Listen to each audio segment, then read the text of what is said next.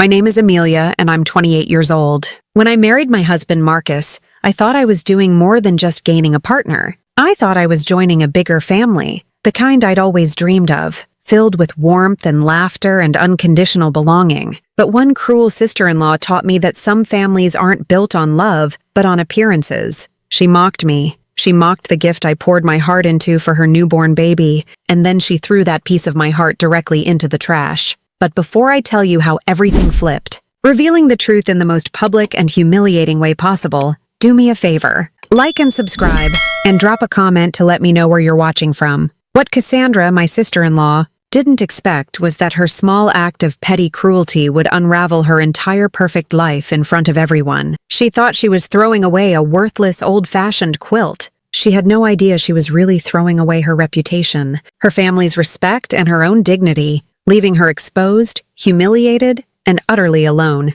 The morning of the baby shower, I woke up with a knot of nervous excitement in my stomach. The quilt, my secret project for the last 3 months, was finally finished. It lay spread out on our guest bed, a soft mosaic of colors and memories. I ran my hand over the intricate stitches, tracing the floral patterns and the delicate lace. Each square was a piece of a story, our family's story, and I felt a deep sense of pride. This wasn't just a blanket. It was a welcome. It was love made tangible. Are you nervous? Marcus asked, coming up behind me and wrapping his arms around my waist. He rested his chin on my shoulder, looking at my creation. It's beautiful, Amelia, truly. She's going to love it. I hope so, I whispered. It's just, your family is a little intimidating. They're all so polished. And you're all so genuine, he countered, kissing my temple. That's why they love you. And if they don't, who cares? I do. His words were a comfort, a small shield against the anxieties creeping in. I carefully folded the quilt, laid it in a simple box lined with tissue paper, and wrapped it in plain brown craft paper, tying it with a simple linen ribbon. It felt honest and real, just like the gift inside. The drive to the restaurant was filled with Marcus's attempts to soothe my nerves. Just be ready for the Cassandra show, he warned lightly. She loves being the center of attention. Don't take anything she says too seriously. She can be a bit much. That was Marcus's way of saying his sister-in-law was difficult, a gentle warning that I, as usual, didn't fully heed. I still believed in the good in people, even when evidence suggested otherwise. The restaurant was even fancier than I had imagined. A valet whisked our car away, and we stepped into a hushed world of dark wood, crystal chandeliers, and waiters who moved with silent, practiced efficiency. We were led to a private dining room where the party was already in full swing. The air was thick with the competing scents of expensive perfumes and the murmur of polite, restrained conversation. I saw Marcus's mother, Harper, holding court with a group of women, her laughter tinkling like ice in a glass. His father, Dr. Alistair Bennett, was locked in a deep discussion with Luke, both of them with the same serious furrowed brow. And then there was Cassandra. She was radiant, of course, dressed in a flowing cream-colored dress that highlighted her perfect post-pregnancy figure. She moved through the room like a queen in her court, accepting compliments and bestowing dazzling smiles. She greeted me with a hug that felt more like an assessment, her eyes flicking over my simple blue dress. "Amelia, you look comfortable," she said, her smile not quite reaching her eyes. It was the first little jab of the day, a tiny prick to remind me I didn't quite belong. We took our seats, and the main event began, the opening of the gifts. The table designated for presents was a mountain of glossy bags and perfectly tied satin bows from brands I only recognized from magazines. It was an exercise in pure consumerism. Cassandra unwrapped the first gift, a ridiculously high-tech baby monitor with multiple cameras and a parent unit that looked like a tablet. "Oh, Cynthia, it's divine," she gasped, holding it up for everyone to admire. "Now I can watch Lily from every single angle." Next came a tiny pair of designer shoes, nestled in a box so small it seemed impossible. They were from a famous French brand, and a collective sigh of adoration went through the room. One after another, the gifts were a parade of wealth. A cashmere blanket so soft it looked like a cloud. A sterling silver rattle engraved with the baby's initials. Then came the gift from Marcus's parents. It wasn't a box, but an elegant envelope. Cassandra opened it, her eyes scanning the document inside. Her jaw dropped. "Oh my goodness, Alistair, Harper. You didn't," she breathed. Harper smiled serenely. "Just a little something to get her started. A trust fund. We thought it was more practical than another toy." A round of applause broke out. Cassandra dabbed at her eyes with a napkin, careful not to smudge her makeup. I'm speechless. Our little Lily is so lucky. As the spectacle continued, my own small, simply wrapped gift seemed to shrink. I felt my cheeks flush with a mixture of embarrassment and a strange sort of defiance. My gift didn't have a brand name. It couldn't be displayed to show off wealth. Its value was invisible to anyone who wasn't willing to see it.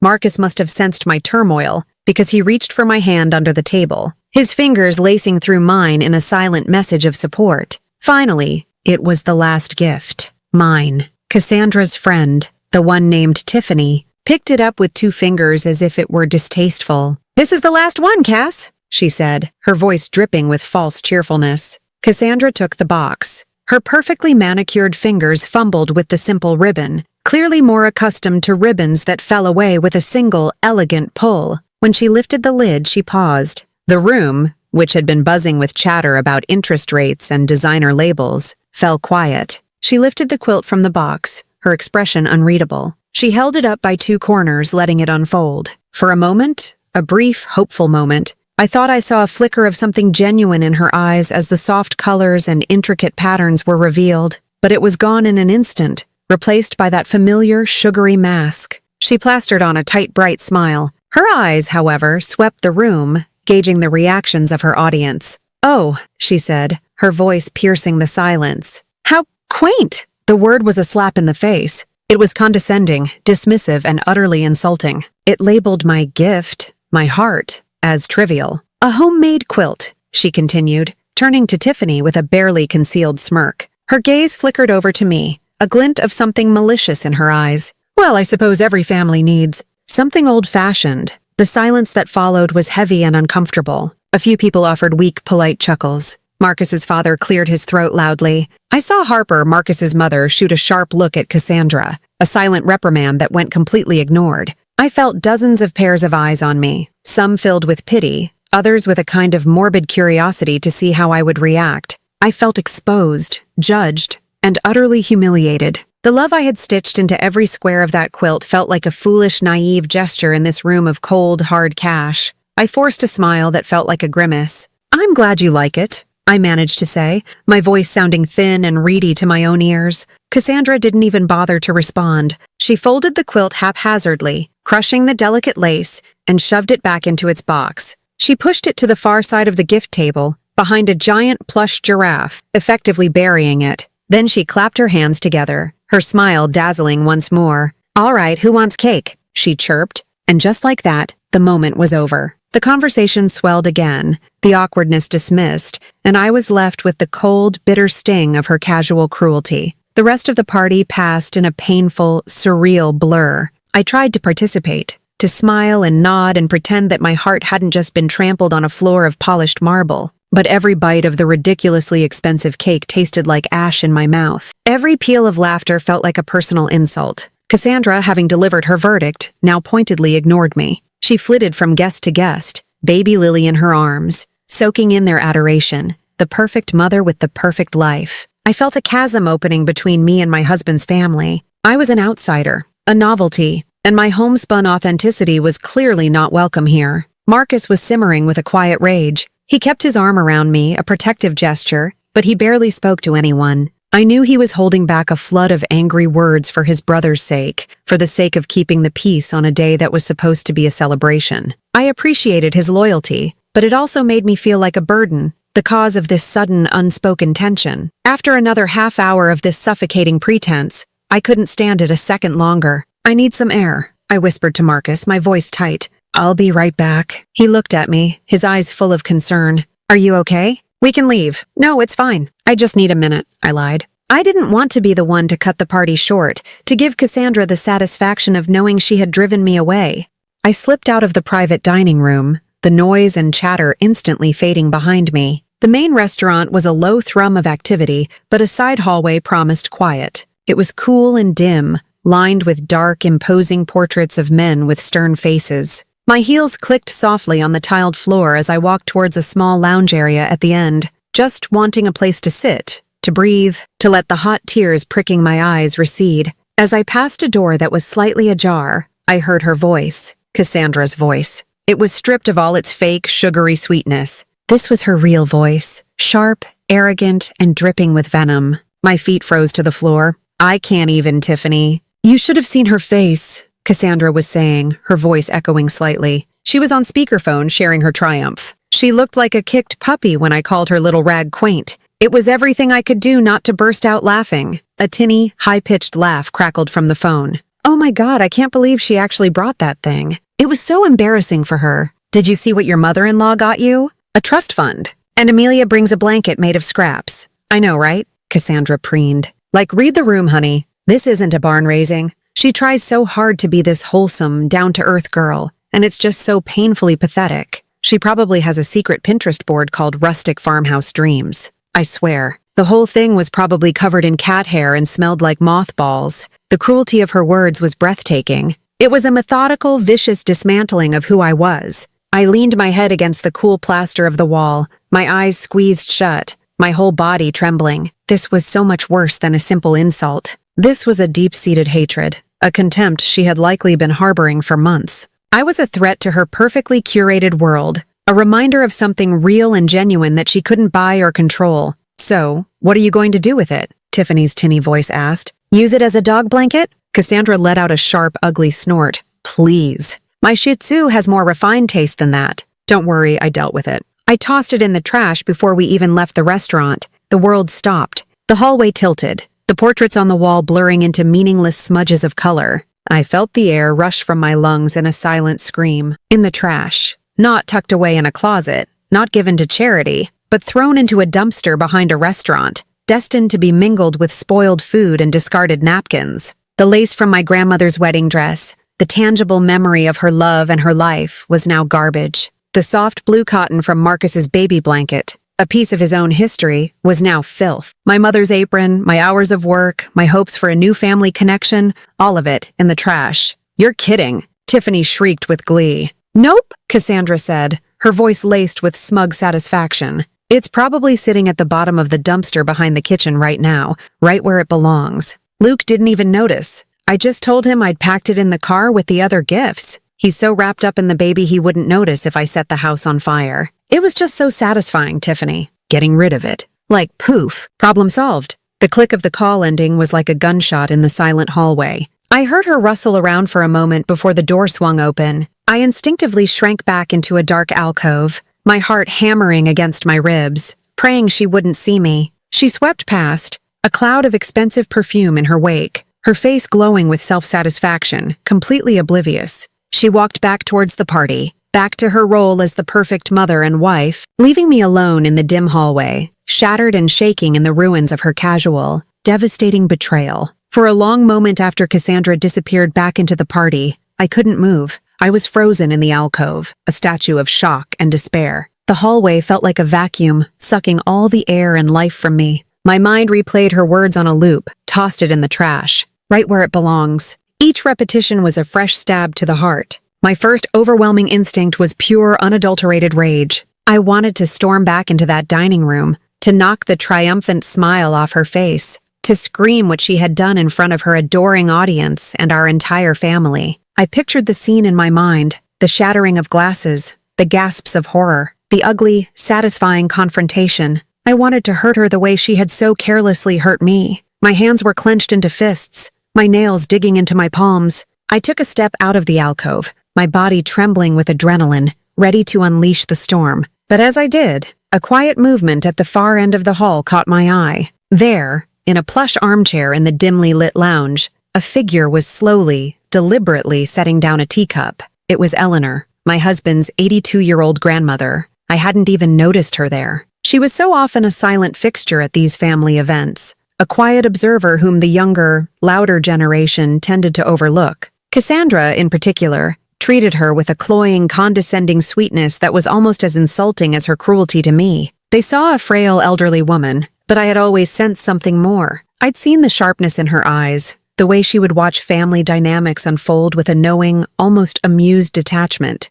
I remembered at our wedding, when one of my bridesmaids had a small wardrobe malfunction, it was Eleanor who had calmly produced a tiny sewing kit from her purse and fixed it with deft, practiced fingers, whispering a kind, reassuring word to a frantic young woman. She was a woman of substance in a family that was increasingly obsessed with style, and she had been sitting there the entire time. She had been in perfect earshot of the storeroom. She had heard every single venomous word Cassandra had spoken. Our eyes met across the length of the hallway. I expected to see pity in her gaze, the same pity I had seen in the eyes of the other guests. But there was none. Instead, her look was one of cold, hard clarity. It was a look of profound understanding and something else, something that looked like steel. She saw the tears streaming down my face, the raw pain in my expression. She saw my clenched fists, and she gave me the slightest, almost imperceptible shake of her head. Slowly, she rose from her chair. She was short and slender, but she moved with a grace and purpose that commanded attention. She walked toward me, her steps unhurried and silent on the thick carpet.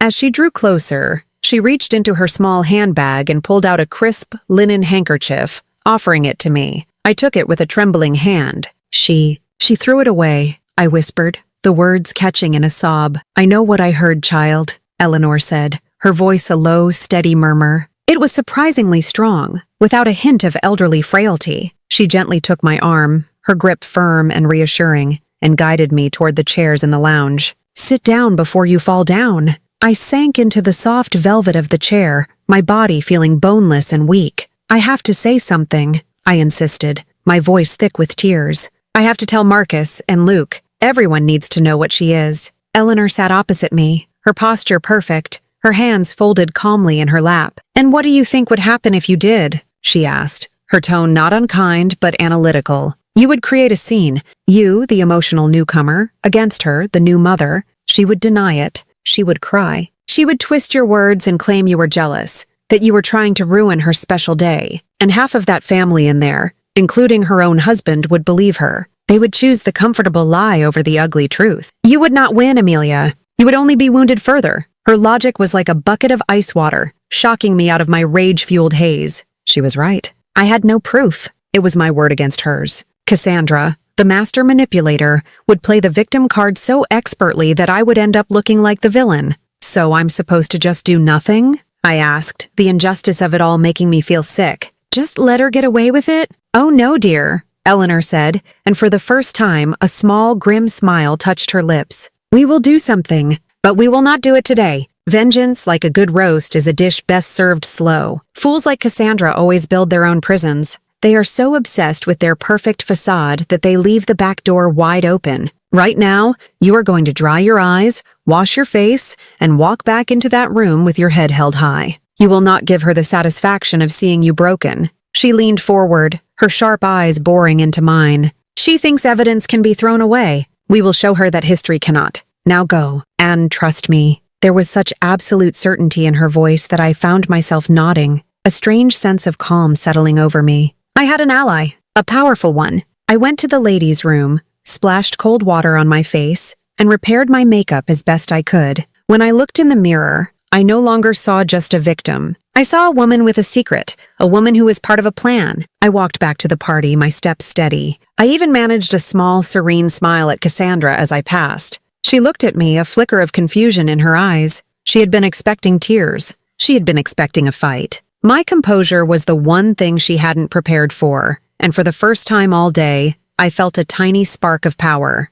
The days following the baby shower were some of the most difficult of my life. I was living inside a pressure cooker of unspoken truths. I had to smile through family dinners and answer cheerful texts from Cassandra asking if I'd seen her latest adorable photo of Lily on Instagram. Each interaction was a fresh wave of nausea, a reminder of the two-faced cruelty she hid so well. The secret festered inside me, making me quiet and withdrawn. I had trouble sleeping, her smug, laughing voice echoing in my mind the moment my head hit the pillow. Marcus knew something was deeply wrong. I finally broke down one evening, unable to bear the weight of it alone, and told him everything. I recounted the entire phone call, the words tumbling out of me in a torrent of pain and anger. He listened in stunned silence, his face growing paler and paler. When I finished, the look on his face was one of cold, quiet fury. It was the deepest anger I had ever seen in him. That's it, he said, his voice dangerously low as he stood up and grabbed his phone. I'm calling Luke right now.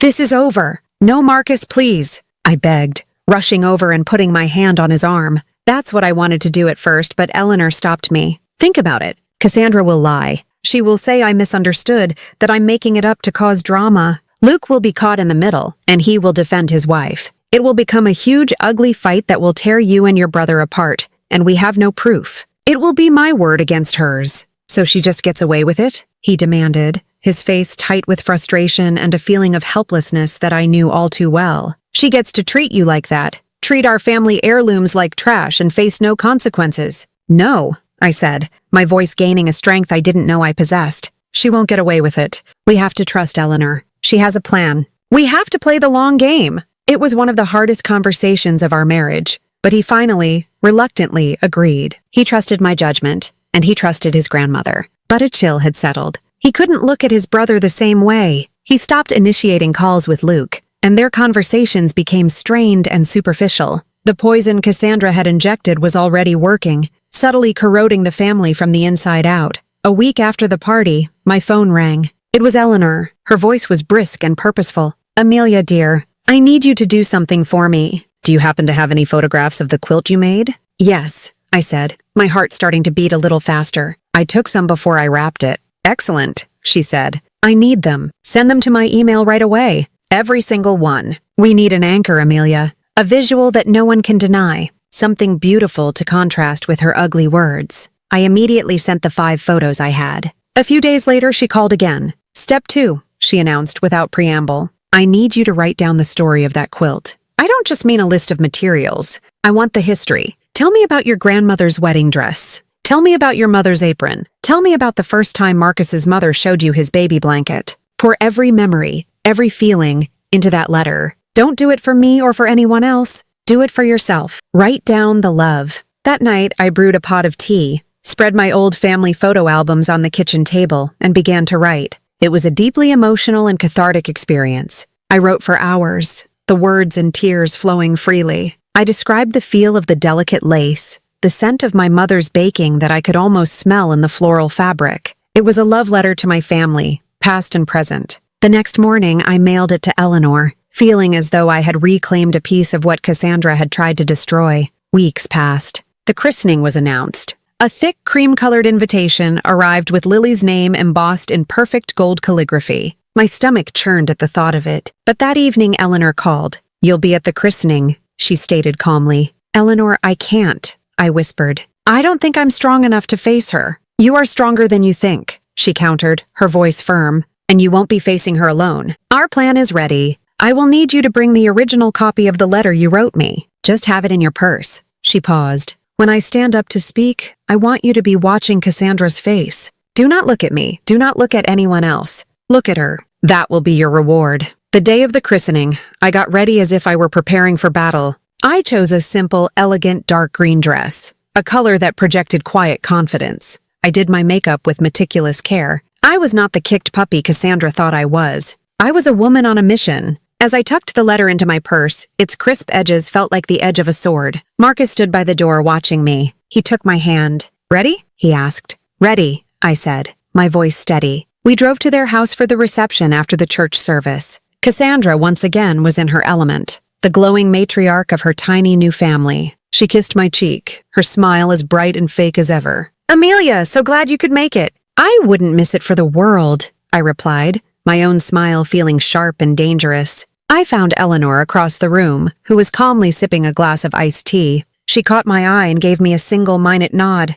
The stage was set. The audience was assembled. The star of the show had no idea the curtain was about to rise on her downfall. The reception at Cassandra and Luke's house was a masterclass in performative perfection. The air was filled with the polite clinking of champagne glasses and a low, continuous murmur of self-congratulatory chatter. Guests drifted through the sprawling, minimalist rooms, which looked more like a modern art gallery than a home. Everything was a shade of white, cream, or beige, a sterile canvas against which Cassandra could shine. And shine she did. She was in her element, gliding from one conversation to another. Baby Lily held out like a precious offering for all to admire. Luke was a step behind her, his face beaming with a proud, slightly dazed smile. He was a good man, my brother-in-law, but he was utterly captivated by the flawless image his wife so carefully constructed. He saw the beautiful painting, but had no idea of the cheap, rotten canvas it was hiding. Marcus and I stood near the floor-to-ceiling windows overlooking a meticulously manicured lawn. We had become a silent two-person unit, a small island of nervous tension in an ocean of placid celebration. My hand was clammy, and I clutched my small purse so tightly my knuckles were white. The letter inside felt like it weighed 1,000 pounds. Marcus had a protective arm around my waist, his jaw set in a tight line. We were both watching Eleanor, who was sitting serenely in a high-backed armchair, looking for all the world like a sweet, unassuming grandmother enjoying the festivities. No one else seemed to notice the quiet, steely resolve in her eyes. No one else knew that the gentle matriarch was about to become an executioner. I watched Cassandra laugh, a high musical sound that now grated on my ears like scraping metal. She was talking to Harper and Alistair, her hand resting possessively on Luke's arm. She was cementing her place as the perfect daughter-in-law, the mother of the first grandchild, the undisputed queen of this new generation. A wave of doubt washed over me. What were we doing? This was her day, her celebration. Were we about to tear this family apart based on the whispered words of an old woman and my own wounded feelings? For a second, I wanted to call it off, to grab Eleanor and tell her to stop. But then I caught Cassandra's eye from across the room. She gave me a small, condescending smile, a little flicker of triumphant pity in her gaze. And in that moment, my resolve hardened like tempered steel. She had done this. She had earned what was coming. Just as the catering staff began to serve dessert, Eleanor moved. She picked up a silver spoon and tapped it gently against her water glass. The sound, clear and sharp as a tiny bell, cut through the ambient noise with surprising authority. One by one, the conversations faltered and died down. Every head in the room turned towards the small elderly woman who had so rarely demanded their attention. Luke and Cassandra looked over, their expressions a mixture of surprise and mild indulgence, as if expecting a sweet, rambling toast from the family elder. Eleanor waited until she had absolute silence. She stood up slowly, her movements deliberate. She wasn't frail. She radiated a quiet power that seemed to make her grow taller. "Thank you all for coming to celebrate my great-granddaughter." "Lily," she began, her voice clear and steady, filling the room with an ease that belied her age. "It is a joy to welcome a new generation into this family. A new life is a promise, a chance to carry our stories into the future. We often mark these occasions with gifts, with tokens of our affection. Some gifts are expensive and we appreciate the generosity, but some gifts are priceless. They are priceless because they carry our history within them." A polite, agreeable murmur went through the room. Cassandra smiled benevolently, as if Eleanor's words were a tribute to her own good taste in receiving such wonderful presents. "We live in a world that is so focused on the new, the shiny, the disposable," Eleanor continued, her gaze sweeping the room before it settled, for just a moment, on Cassandra. "But it's the things we keep, the things we pass down, that tell the story of who we are. They are a map of our love." She then gestured towards a corner of the room where an artist's easel stood, covered by a sheet of cream-colored silk. It had been there the whole time, an unnoticed piece of furniture. With a quiet, almost theatrical grace, Eleanor walked over to it. She took a corner of the silk between her thumb and forefinger. "To commemorate this history, and to welcome Lily properly, I wanted to share with you all the most meaningful gift she received," she announced. With a gentle pull, she whisked the silk cloth away. Underneath, resting on the easel, was a large, beautifully framed photograph. It was my quilt. The photographer had captured it perfectly. The soft, natural light highlighted the texture of each fabric, the intricacy of the hand-stitching, the subtle variations in color. It looked like a piece of art, a rich tapestry of history and love. A collective, soft gasp went through the room. It was one thing to hear about a homemade quilt. It was another to see it presented with such reverence. I felt Marcus's hand tighten on my waist. My heart was hammering against my ribs,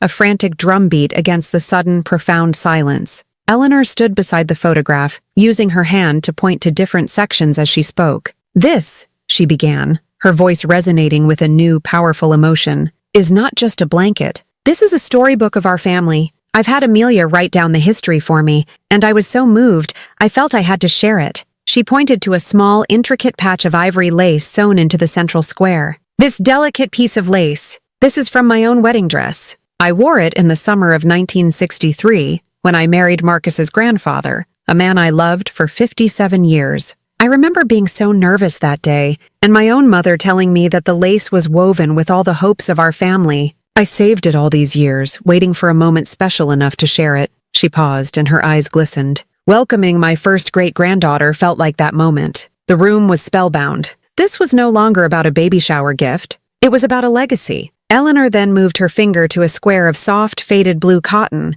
"This piece of blue," she said, her eyes finding Harper, Marcus's mother, in the crowd. "This was cut from Marcus's baby blanket. Harper, do you remember how he dragged it everywhere until it was practically threadbare? He called it his bluey. He couldn't sleep a single night without it tucked under his chin." Harper's face, which had been a mask of polite interest, softened into a genuine, nostalgic smile. "Oh my goodness," she whispered, her hand flying to her chest. "I remember. We had to sneak it out of his bed to wash it." She looked at me, her eyes wide with a dawning new appreciation. "Amelia, I had no idea." Eleanor didn't stop there. Her finger traced a cheerful floral pattern of tiny violets. "And this lovely fabric. This is a piece of Amelia's own history. This was from her mother's favorite apron. She told me her mother wore it every Sunday when she baked cinnamon rolls for her family." Amelia said that for years after her mother passed, she kept that apron in a box just so she could remember the scent of love and cinnamon that clung to it.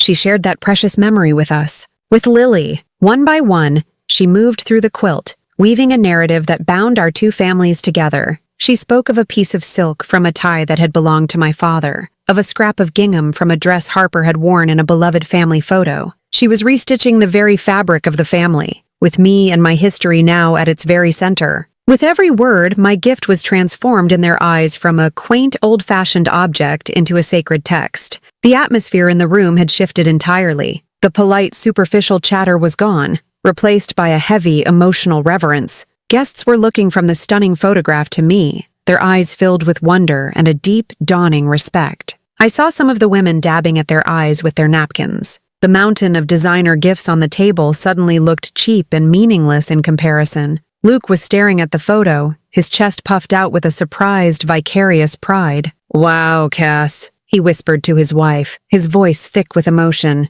That's incredible. Amelia, I had no idea." I could only nod, my throat too tight to speak. But my eyes, like Eleanor had instructed, were locked on Cassandra. Her face had gone from surprised to confused to deeply, deeply alarmed. The dazzling smile was gone, replaced by a brittle, frozen rictus. The color had drained from her cheeks, leaving her flawless makeup looking like a grotesque mask on a pale, terrified face. She was watching her perfect party, her perfect narrative, being dismantled piece by piece by an 82-year-old woman and a photo of a gift she had thrown in the trash. She looked like a trapped animal, her eyes darting around the room, searching for an escape that didn't exist. Eleanor finished her descriptions. She let the silence hang in the air for a long, pregnant moment, allowing the full weight of her words to settle upon the room. Then her voice, which had been warm with nostalgia, dropped, becoming as clear and cold as ice. She turned her head and fixed her gaze directly on her granddaughter-in-law.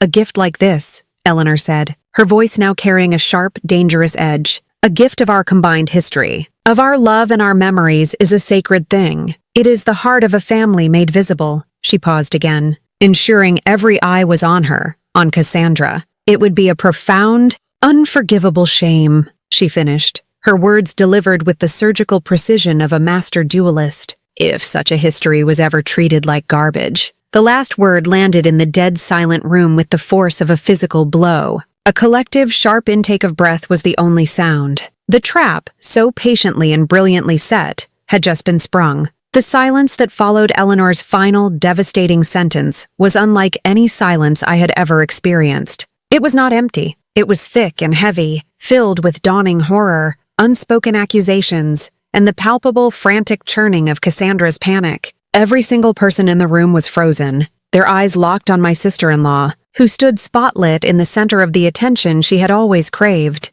though now it was a hostile, unforgiving glare. I watched her face, just as Eleanor had told me to. It was a fascinating, horrifying spectacle. The perfect, polished mask of Cassandra Bennett, social media influencer and queen of domestic perfection, was not just cracking, it was shattering into a million pieces. The blood drained from her face, leaving a pasty gray pallor beneath her expensive foundation. Her perfectly glossed lips, usually curved into a confident smile or a playful pout, trembled uncontrollably. Her eyes, wide and terrified, darted around the room, desperately seeking an ally, a friendly face, a lifeline. She found none. All she saw was a jury of her peers, their expressions ranging from confusion to shock to dawning, cold contempt. She opened her mouth to speak, but only a small, choked gasp came out. She tried again, her voice a reedy, pathetic squeak that was a ghost of its usual confident tone.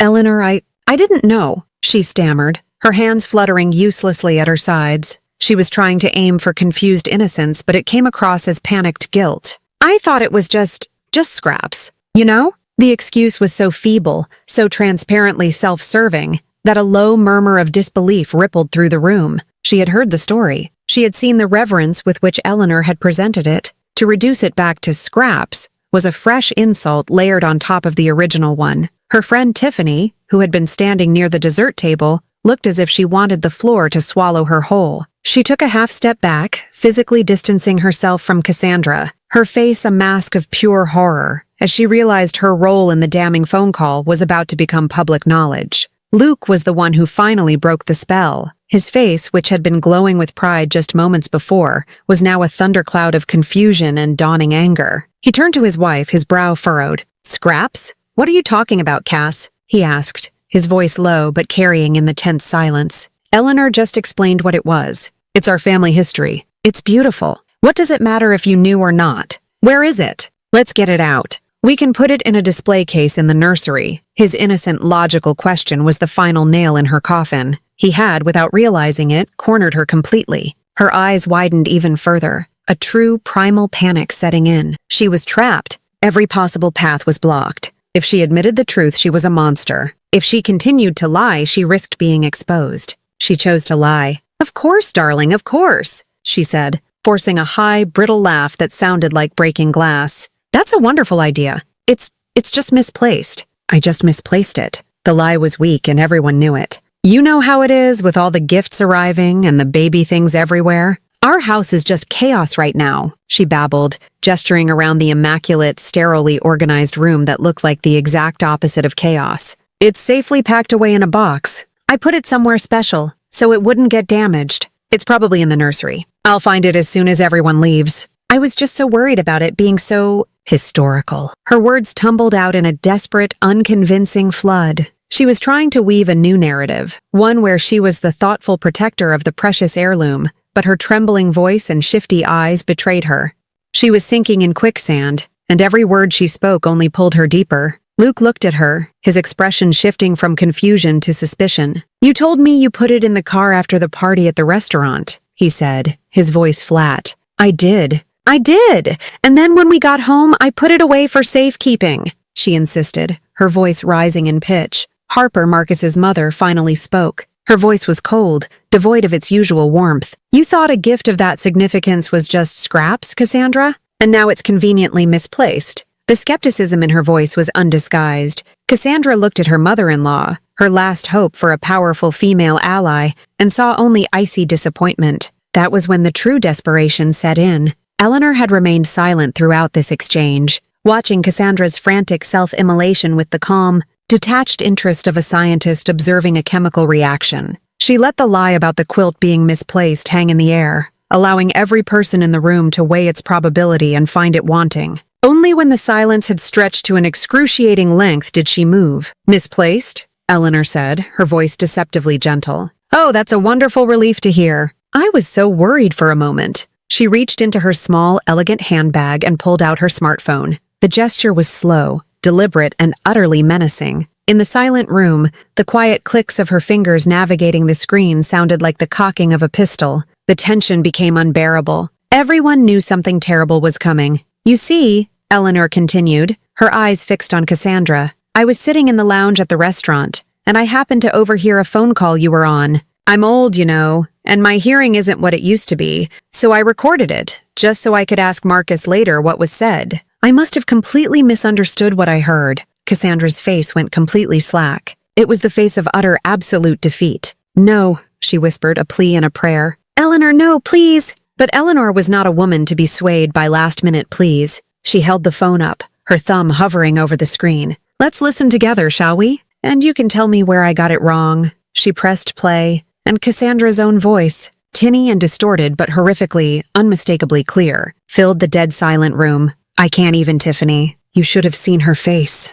She looked like a kicked puppy." Tiffany let out a small, strangled squeak from across the room and tried to melt into the wallpaper. "Like we're in Little House on the Prairie? I swear the whole thing was probably covered in cat hair and smelled like mothballs. A collective gasp went through the room. People looked at me with a new, profound sympathy, and then came the final damning words. I tossed it in the trash before we even left the restaurant. It's probably sitting at the bottom of the dumpster behind the kitchen right now, right where it belongs. Luke didn't even notice. Eleanor let the recording play to its end, the sound of Cassandra's smug laugh echoing like a death knell in the horrified silence. Then she calmly turned it off and slipped the phone back into her purse. Checkmate. The immediate aftermath was a tableau of pure devastation. Luke stumbled back a step, his hand going to his chest as if he'd been physically struck. The betrayal was twofold: the contempt for his family, and the casual, dismissive way she had spoken of him, her husband. Harper's hand flew to her mouth, her eyes wide with shock and disgust.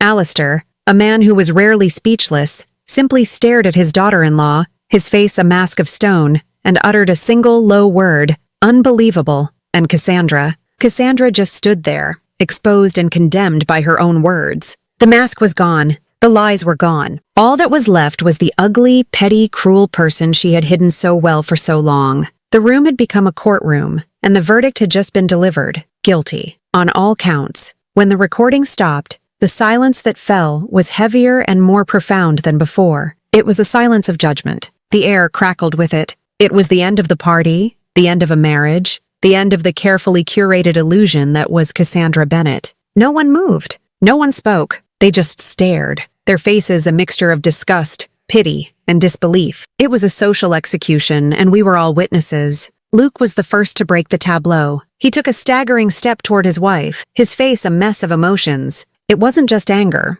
It was a deep, soul-crushing hurt. I could see it in his eyes. He was seeing the woman he loved, the mother of his child, for the complete stranger she truly was. "You lied," he said, his voice hoarse, shaking with the force of his emotion. "All this time, you lied to my face. You lied about the quilt. You lied about me." The last part seemed to wound him the most. The casual cruelty of her words, "He wouldn't notice if I set the house on fire," had struck a fatal blow to his pride and his trust. This was it, Cassandra's final chance. A moment for true remorse, for a genuine apology, for a shred of human decency. She chose instead to deploy her final weapon, theatrical hysterics. Her face crumpled, and she burst into loud, gulping sobs. "No, Luke, no!" she wailed, reaching for him. He flinched away from her touch as if she were toxic. "It wasn't like that. It was a joke. It was just a stupid, awful joke with Tiffany. You know how we talk. We say awful, exaggerated things. I didn't mean it." Her tears were copious, her sobs dramatic,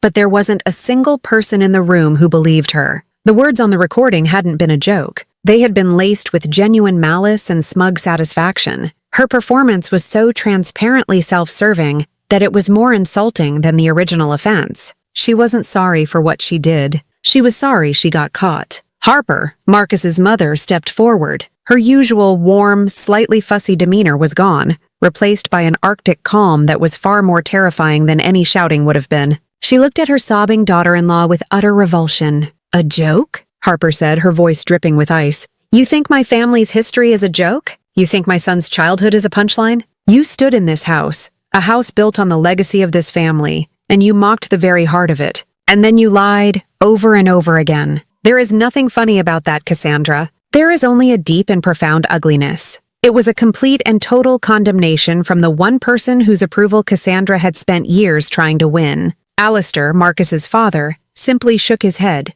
turned his back on the scene, and walked over to the window, a gesture of dismissal more powerful than any words. He was done with her. The party dissolved with the quiet, awkward haste of people fleeing a disaster zone. There was no grand exit, just a series of quiet, mumbled excuses. "It's getting late. We really must be going. I have an early morning. Thank you for having us." Guests scurried to collect their coats and bags, their eyes avoiding Cassandra as if her shame were contagious. They offered me and Marcus small, sympathetic smiles. Several of them stopped to touch Eleanor's arm, murmuring things like, "You are a remarkable woman," and "Thank you." They were choosing a side, and it wasn't Cassandra's. Within 10 minutes, the room was empty, save for the family. Cassandra's sobs had subsided into pathetic, hiccuping whimpers. She stood alone in the middle of her perfect living room, surrounded by the debris of her perfect party, half-eaten plates of cake, abandoned glasses of champagne, and the crushing weight of her own actions. In the weeks and months that followed,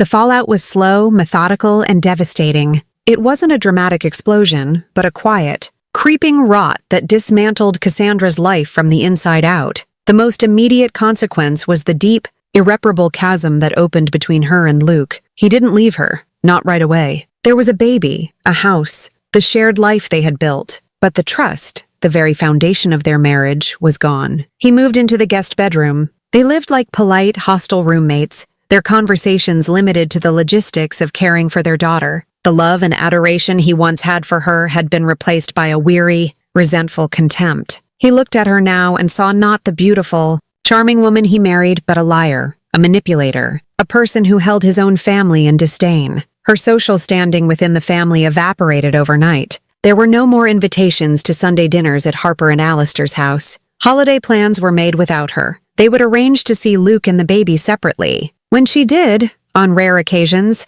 attend a larger family function, she was treated with a cold, excruciating politeness. Conversations would halt when she approached. People would turn their backs. She was a ghost at their table, a pariah in her own home, constantly reminded of the respect she had so carelessly thrown away. Conversely, my own position in the family was transformed. The very next day, Harper called me. Her voice was thick with emotion as she apologized profusely, not just for Cassandra's actions, but for her own blindness, for ever making me feel like an outsider. Alistair began engaging me in genuine conversation, asking about my work, my opinions, treating me not as his son's quaint wife, but as a respected member of the family. They saw my quiet dignity, my heartfelt sincerity, and they valued it now more than ever. The quilt had, in the end, done exactly what I had intended. It had stitched me into the fabric of the family, just not in the way I had ever imagined. Eleanor and I became closer than ever. We developed a ritual of having tea together every Tuesday afternoon. In the quiet of her cozy, sunlit living room, she would share stories of the family, of her life, imparting her quiet wisdom. She taught me that integrity was a quiet thing, a choice made not when people are watching, but when they are not. She had seen the real Cassandra long before anyone else had, and she had waited patiently for the truth to reveal itself. Cassandra's attempts to fix the situation only made things worse. She sent out tearful, dramatic apology texts, which came across as manipulative. She tried to corner people at events, pleading for their forgiveness, but her apologies were always centered on her own suffering. "This has been so hard for me," she would cry, oblivious to the fact that her pain was a direct consequence of the pain she had inflicted. She never truly understood, or perhaps never could admit, the depth of her cruelty. She saw the quilt as the problem, the catalyst for her downfall, never understanding that the quilt was just a symbol. The real problem was her own character, the hollowness at her core, and that she could not fix. A few days after the christening, an event that was already being referred to in hushed tones as the reckoning, Eleanor invited me over for tea. I drove to her house, a charming, ivy-covered cottage that stood in stark, homey contrast to Cassandra's sterile modernist box. While Cassandra's home was a showcase for wealth, Eleanor's was a museum of a life well lived. Bookshelves overflowed. Walls were covered in framed photographs of generations of family, and every piece of furniture looked comfortable and well-loved. The air smelled of lemon polish and old books. It was a house that felt like a hug. We sat in her sunroom, overlooking a riotously colorful garden. She poured me a cup of Earl Grey tea in a delicate, translucent china cup. For a while, we just sat in comfortable silence, listening to the birds outside. "I imagine," Eleanor said finally, her eyes twinkling, "that you are wondering about the fate of your quilt." My heart gave a little leap. I had been so caught up in the dramatic fallout that I had almost forgotten about the quilt itself, the physical object that had started it all. I assumed it was long gone, buried in a landfill somewhere. "I assume it's gone forever," I said quietly, a fresh pang of sadness hitting me. "But what you did, Eleanor, that was more than enough. You gave me my dignity back." "Dignity is something you never lost, Amelia," she corrected me gently. "You merely helped someone else lose theirs. As for the quilt," a slow smile spread across her face. "It was a bit of a race against time, I'll admit." She then told me the rest of the story. The moment she heard Cassandra's damning words on the phone at the restaurant, a plan had sprung into her mind, fully formed. She had immediately excused herself from the lounge, not to go to the restroom, but to find the restaurant manager. "I found a very flustered-looking young man in a suit," she explained, a mischievous glint in her eye. "I told him that my granddaughter, who was a new, overwhelmed mother, had accidentally thrown out a priceless family heirloom along with the gift wrappings. I may have shed a single strategic tear. I laughed, picturing it perfectly. I described the quilt in detail and explained its immense sentimental value.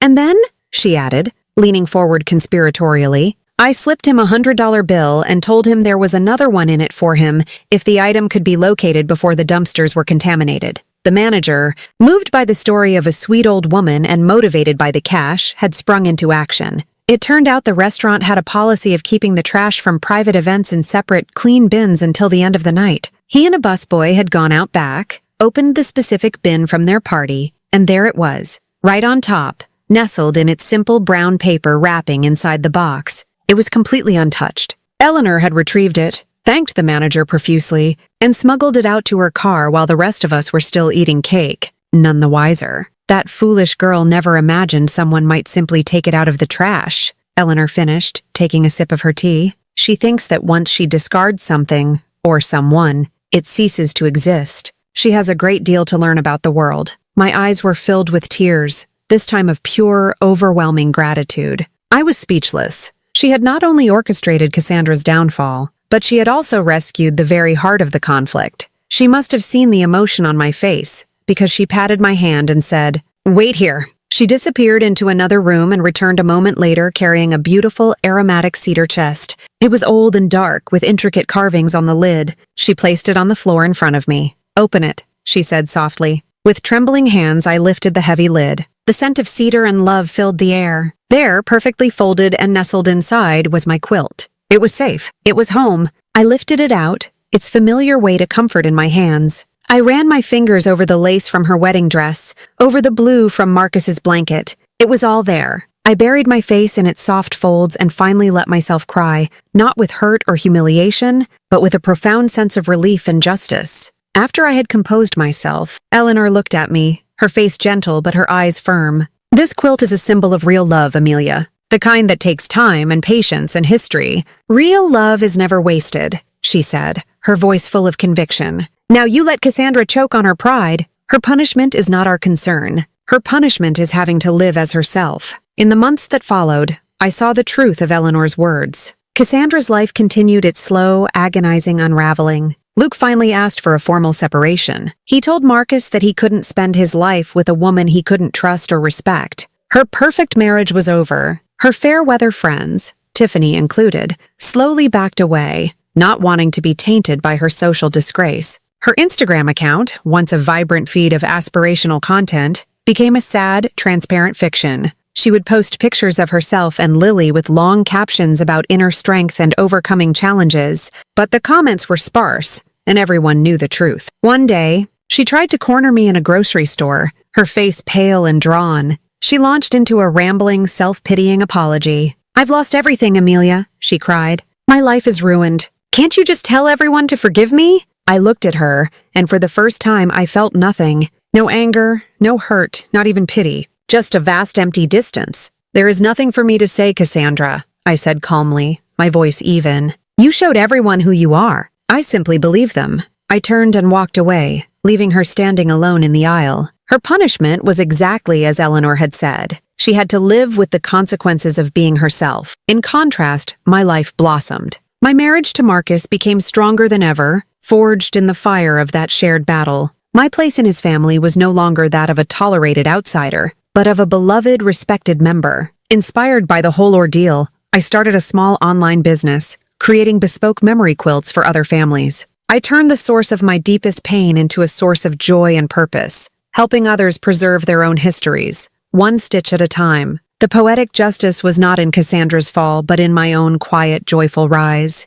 Years have passed. The quilt no longer sits in a cedar chest. It now lies folded at the foot of a small bed in my own home, in my daughter's room. Her name is Eleanor. Sometimes when she's falling asleep, she'll pull the quilt up to her chin and ask me to tell her the story again. I'll point to the different squares and tell her about her great-great-grandmother's wedding dress, about her father's favorite baby blanket, and about the apron her other grandmother wore when she baked cinnamon rolls. I don't tell her the part of the story that is about cruelty and betrayal. That part is in the past. I tell her the part that matters, that this quilt is a map of our family's love. It's a testament to the fact that things made with time and honesty And heart will always outlast the things that are merely shiny and new. Cassandra thought she could humiliate me and discard my love like it was trash, but instead she only revealed her own emptiness. She taught me that some people are so obsessed with creating a perfect image that they lose their own soul in the process. My quilt wasn't gone after all. It had been rescued by quiet strength and timeless wisdom. It survived just like I did, and everyone saw the truth. If you believe respect matters more than appearances, hit like, subscribe, and tell me in the comments. Would you forgive Cassandra or let her live with her own shame?